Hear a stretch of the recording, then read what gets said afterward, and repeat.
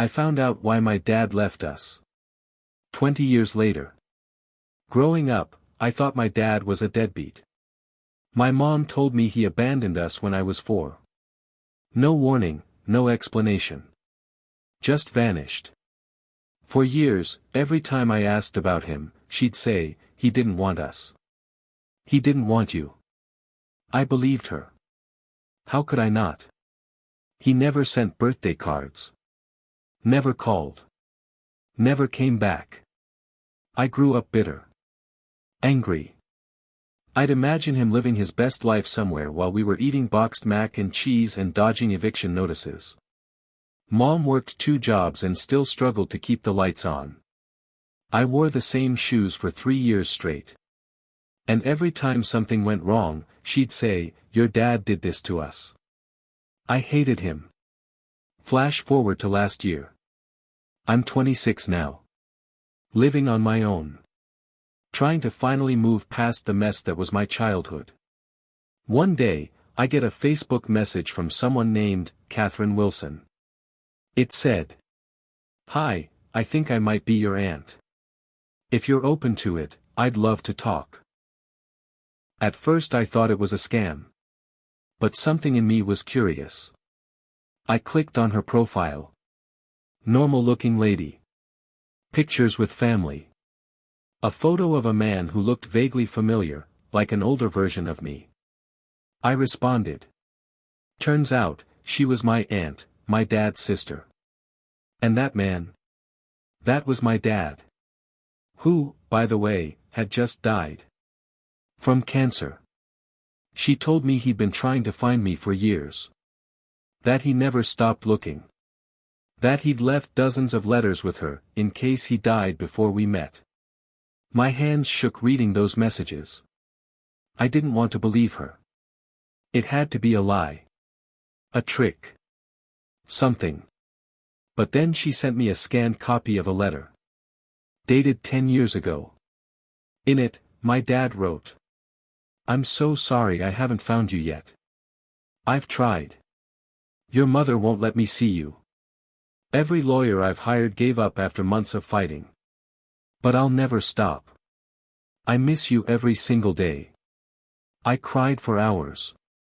I met my aunt in person a few days later. She gave me a box of letters. Dozens of them. Birthday cards. Photos of me as a baby, ones I had never seen before. My dad had kept everything. Even a lock of my baby hair. It turns out my mom had lied. My dad didn't leave. She kicked him out after catching him texting an old friend. Not cheating. Just talking. She used it as an excuse to cut him off, and punish him by taking me away. She filed for full custody, moved to another state, changed her number, and told everyone he abandoned us. She made sure there was no way for him to find us. I confronted her a week after learning the truth. She cried. At first denied everything. Then, slowly, she admitted she may have exaggerated things. Exaggerated? She stole my father from me. Lied to me for 20 years.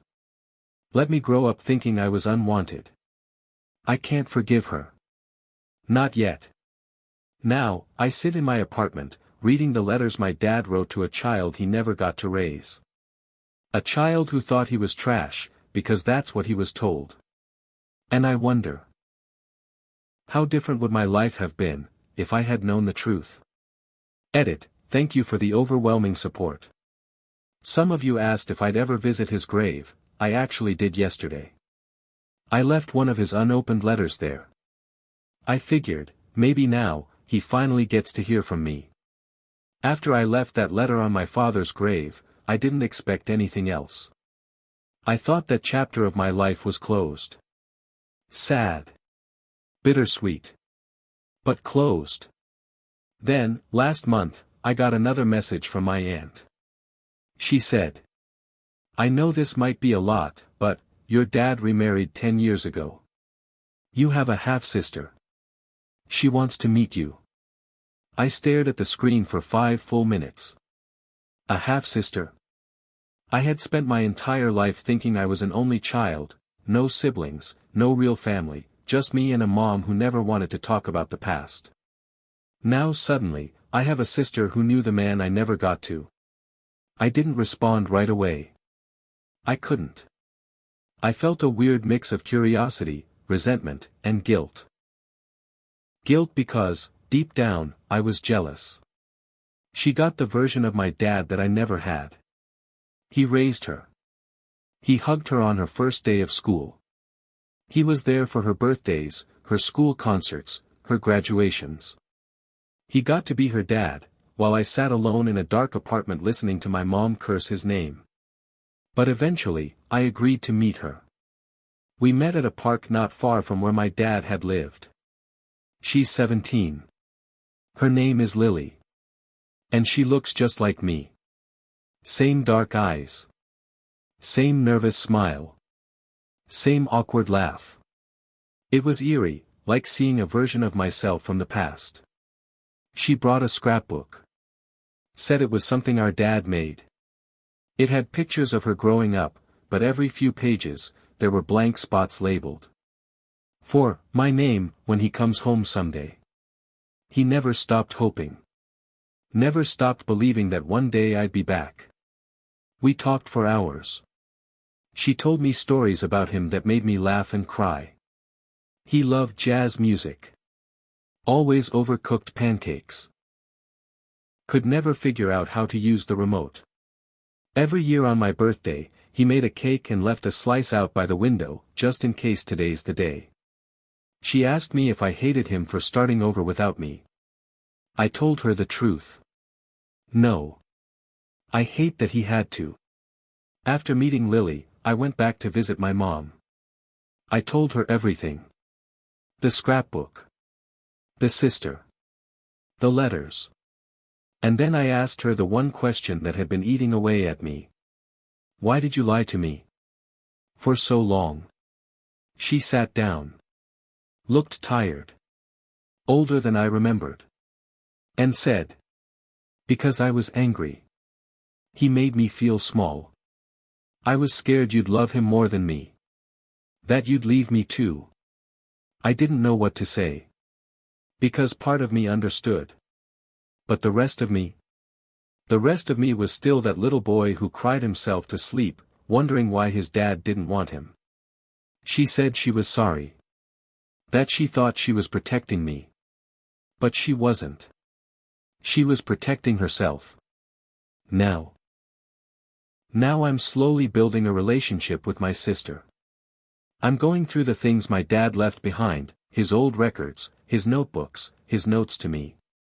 Trying to piece together a version of him that I never got to meet. It's weird grieving someone you hated your whole life, and then realizing you never really knew them at all. But I'm learning. Healing doesn't mean forgetting. It means forgiving. And forgiving doesn't mean erasing the pain, it just means not letting it define the rest of your life. I missed out on 20 years with my dad. But maybe I don't have to miss the next 20 with my sister. Edit, so many of you asked, yes, I plan to write a book someday. Maybe when the wounds feel less fresh. For now, I'm just learning how to be a brother. My dad left me something in his will. But my mom is trying to take it. I didn't even know my dad had a will. It came out of nowhere. A week after meeting my half-sister Lily, I got a call from a lawyer. He said my dad had named me in his will, and that I needed to come in for a reading. At first, I didn't believe it. My mom had always made him sound like the kind of guy who'd blow his paycheck at a bar and forget his own kid's name. But the letters, the scrapbook, the slice of cake by the window every year, they told a different story. So I went. The lawyer's office was in a quiet building downtown. Wood-paneled walls, old carpet that smelled like dust and coffee. Lily was already there with our aunt. She gave me a nervous smile when I walked in. I think we were both wondering what the hell we were about to hear. Then the lawyer opened a manila folder and began to read. My dad had written a long personal statement, like a letter to me and Lily. In it, he said how much he loved us both. How sorry he was that our lives had been so separate. He said he didn't have much, but he wanted to leave us something that meant something. And then came the shock. To my son, my name. I leave the cabin in Sandbrook. It's where I always hoped we'd go fishing someday. Where I imagined teaching you how to build a fire. Where I kept every letter I ever wrote to you but never sent. Lily got a trust fund for college. Which made perfect sense, she's still a minor. My dad wanted her secure. But I got the cabin. A piece of him. A dream he never got to live. And then the lawyer said something else. There's a locked chest in the cabin's attic, and a key in this envelope. Your father asked that you open it alone. I drove to Sandbrook the next weekend. It was about 4 hours out. Quiet, wooded, surrounded by lake air and pine trees that swayed like they'd been waiting decades for someone to return. The cabin was small, but sturdy. A porch swing. A faded welcome mat. And inside, everything was frozen in time. His mug still sat by the sink. A half-finished crossword on the coffee table. His favorite fishing pole leaning in the corner like he'd be back any minute.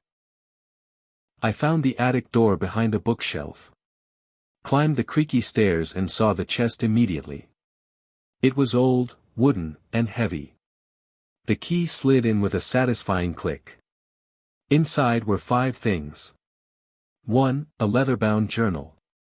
2. A bundle of cash wrapped in a rubber band. 3. A photograph of me and my mom, from when I was about 3. 4. A folded-up court document. 5. A videotape. No label. No explanation. Just a black VHS tape. I started with the journal. It was my dad's, pages filled with his thoughts, his pain, his longing. Most of it was about me. He wrote things like, I dreamed of you again last night. You were 5. I took you fishing. You caught a branch and cried. I hugged you and told you it was the biggest catch of the season. And she won't let me see you. I tried again today. The court said no. But I'll keep trying. I'll always try. I read for hours, my hands shaking, my eyes blurring. Then I opened the court document. It was dated 2003, the year Heath left. It was a custody petition. He was suing for visitation rights. It had a judge's stamp that said, denied. Based on evidence submitted by mother, allegations of emotional instability and aggressive behavior. What evidence? I turned the page. There was a written statement. From my mom. It claimed my dad was emotionally unstable, drank heavily, and once threatened to disappear with the child. I couldn't believe what I was reading. It didn't match anything in his journals. Or in Lily's memories. Or in the man I was getting to know posthumously. And that's when I remembered the videotape. I didn't even own a VHS player anymore. I had to drive 45 minutes to a thrift shop that sold an old combo TV/VCR. Got home, hooked it up, and sat on the floor like it was 1998 again. The tape started with static, then my dad's face. He looked younger. Tired. But calm. If you're watching this, son, it means I didn't make it. And there were things I needed you to know. He explained everything. He admitted he had made mistakes in his relationship with my mom, said they were young, reckless, and often hurt each other more than they helped. But he swore he never hit her, never threatened her, never wanted to take me away. Then he held up a piece of paper, the same statement my mom submitted in court. She wrote this, he said. But it's not true. I'm recording this to protect myself. To protect you. Because I know someday, you'll want answers. And I want you to have the truth. The video ended with him saying, I love you. I've always loved you. And if you're seeing this, please, don't let her keep lying. I didn't know what to do with any of it. I felt like my whole life had been written by someone else, and now I was finally reading the real script. I didn't call my mom for a week. When I finally did, I asked her one question. Did you lie in court to keep me away from him? She was quiet for a long time. Then she whispered, I was afraid he'd win. Now I'm trying to decide whether to take legal action. Not because I want revenge. But because I want closure. Because I lost something that can never be replaced, and she took it knowingly. Lily visits me at the cabin sometimes. We read Dad's journals together. We talk about what could have been. We grieve the man we both loved in different ways. And every night before I leave, I light a candle by the window. Just like he did. In case his spirit is still out there. Waiting. My mom is suing me for the cabin my dad left me. I didn't think things could get worse. I really didn't. But they did.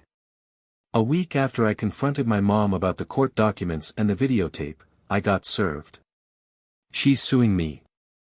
She's trying to contest my dad's will. Specifically, the cabin. The one thing he left me. The one place that still feels like a connection to the man I never got to know. Her claim. The property should be considered part of joint marital assets, hidden from the original divorce proceedings. Let that sink in. She lied in court, blocked him from seeing me for 2 decades, and now she wants to take the last piece of him that I have left. I called my aunt immediately. She was furious. She told me that my dad bought the cabin after the divorce, 3 years later, with money he saved from contract jobs and freelance work. He had full ownership. His name alone was on the deed. Still, that didn't stop her. Her lawyer filed a motion claiming my dad intentionally concealed income and assets and that the cabin rightfully belongs to the family estate, meaning her. I was numb. It's not about the cabin. It's about control. It always has been. Here's the part that broke me. She went on Facebook and posted a long status, painting me as the villain. Some of you know my son, my name. I raised him alone while his father abandoned us. Now he's trying to cut me out of what should have been ours. I sacrificed everything for him, and this is how I'm repaid. The comments were brutal. Cousins I hadn't spoken to in years wrote things like, "Wow. So sorry, Auntie. That's heartbreaking. Can't believe he'd do that after all you went through. What a selfish little brat. She turned the whole family against me." Again. Lily saw the post and texted me. "She's weaponizing your childhood. Please don't let her win." I hired a lawyer. I didn't want to, I can barely afford it. But I had to. We gathered everything. The original will. The property deed, with the date and sole ownership. The video my dad recorded. The custody documents she falsified. When my lawyer saw the video, he looked up and said, "This might be your saving grace. Still, the case is ugly." She's doubling down, claiming emotional damages, saying I'm mentally unstable from growing up without a father and should not be in control of valuable property. She wants the cabin sold and the money split. The same woman who denied me every piece of my dad now wants to profit off his memory. Here's the irony. She doesn't even want the cabin. She wants to erase it. She told my aunt in a phone call, which we luckily recorded. "I don't care what happens to that place. I just don't want him turning it into some kind of shrine to a man who destroyed our lives." A shrine? It's not a shrine. It's a grave site with walls. A place where I can sit on the porch and imagine what it might have been like to be loved by a father. To exist in someone's eyes. I won't lie, this is breaking me. I didn't ask for this fight. I didn't ask for this war. I just wanted to heal. To understand. To build something real with my sister and with the ghost of a man I never really got to know. Instead, I'm drowning in legal bills, estranged from half my family, and defending myself against the very person who raised me. Or should I say, raised a version of me that served her story. The hearing is next month. I don't know what'll happen. But I'm scared. Not just of losing the cabin, but of what it'll mean if I do. It'll mean her version of the truth wins. Again. It'll mean the letters, the journals, the videotape, none of it mattered. It'll mean I lose him all over again. The court hearing changed everything. Then my mom did something unforgivable. Part 5, short version. The courtroom was cold. Or maybe it was just me. I hadn't seen my mom since she filed the lawsuit to take my father's cabin, the only thing he ever got to leave me. She wouldn't look at me. My lawyer laid it all out, the will, the deed, the fact that my dad bought the cabin years after the divorce, with his own money. We submitted the video he recorded, the journals, even her old court statement where she lied to block him from seeing me. Then came her lawyer, slick and full of buzzwords. They said my father was abusive. That I was unstable. That the cabin should be part of joint marital assets and sold. And then, the last thing I expected. They brought in a witness. My cousin Dana. I braced for her to attack me too. Instead, she dropped a bomb. Aunt, Mom's name, lied. I remember when Dad's name came over every weekend for a year after the divorce. He brought gifts. Tried to see his son. She'd scream at him to leave and threaten him. The courtroom fell silent. Even the judge raised an eyebrow. When it was my turn to speak, I stood and said the truth. I'm not here to punish my mom. I'm here because she already punished me. She took my father from me. Now she wants to take this too. After a recess, the judge returned with the verdict. The property is the rightful inheritance of my name. No legal basis to contest the will. I won. My mom walked past me without a word. But her face said everything, not anger, but loss. She knew control over me was finally gone. I thought it was over. But 2 days later, I returned to the cabin, and something smelled like smoke. She broke in. She set fire to a pile of my dad's things, his journals, some clothes, a few of the letters. It wasn't a full fire. The structure survived. But the damage? Emotional. Permanent. I filed a police report. She was arrested for trespassing and arson. I didn't push for jail, just a restraining order. She's never allowed near the cabin again. Or me. Later, Lily gave me one last thing.